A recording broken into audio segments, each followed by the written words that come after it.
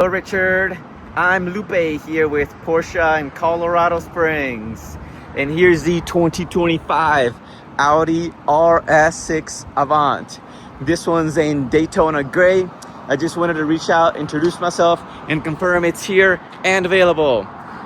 So this car does have paint protective film on the whole front end, all of the bumper, all of the hood, all of the fender. I saw some carbon fiber inlays on that looks pretty nice.